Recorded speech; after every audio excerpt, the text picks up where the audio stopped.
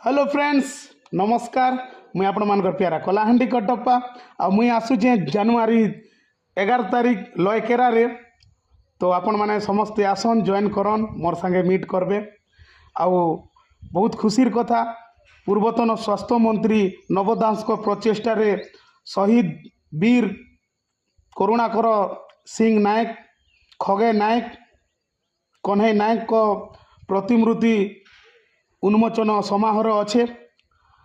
आउ इन मुख्य अतिथि अछन सुश्री दीपाली दास आउ समाजसेवी विशाल दास।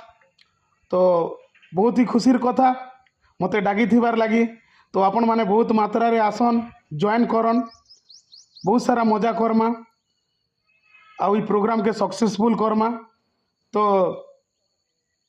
सकाल 10टा नहीं भूलबे 11 तारीख। नमस्कार।